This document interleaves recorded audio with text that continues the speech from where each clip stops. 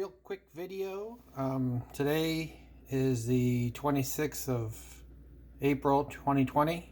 In response to a question about some of the stuff did early on in this, or fairly early on in this, in regards to splints.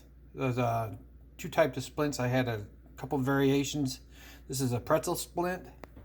That's a different variation of the pretzel splint. And then here is the splint I use to hold my hand, kind of in a configuration, stretching the palm, and then pretty much I wore that splint whenever I wasn't engaged in therapy after they had released my hand from the initial month and a half of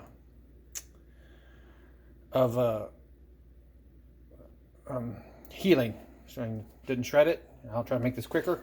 Apologize if it's taking too long. So I'll put the camera right here. And then I will put this splint on. This one has some Velcro straps to hold it, and then Velcro going across here. This is 5 years old, 6 years old, so I just kept around kind of for this reason.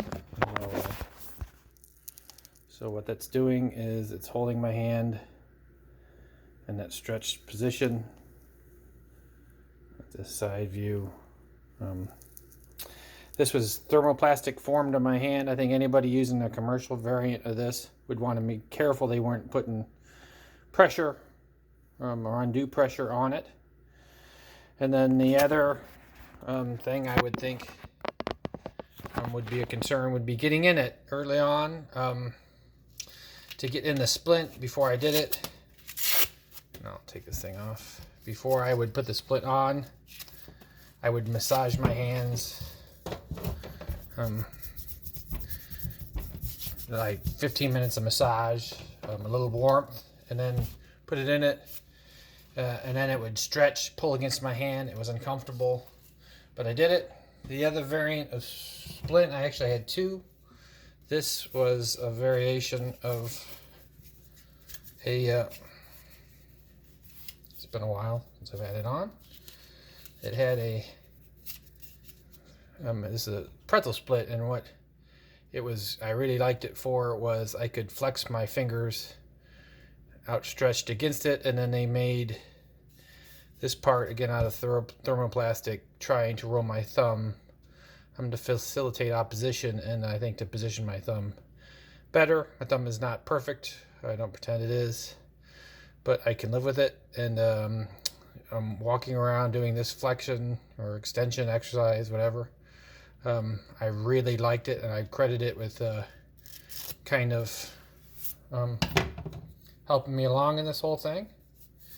And then the last was the first version of this pretzel split. If you can see, I would use it to block passively. This one was uncomfortable, so if I was going to do anything like this, I would make sure I had one that fit comfortably and use it. So again, let me go over it. This was my resting hand configuration splint I used whenever I wasn't engaged in therapy pretty much all night. It was constant, and it's padded. This is moleskin, like you can buy it in packs for your feet if you get blisters. And then there's a pretzel splint, or a poor version in that it flexed and I didn't care for it. This was a better version, and it incorporated my thumb. I hope that helps to answer any questions, or at least give a sense of the two types of splint I use to keep my therapy going. And I would definitely say that the pretzel split for the blocking of the back of the hand was something I felt was really of value. Thank you.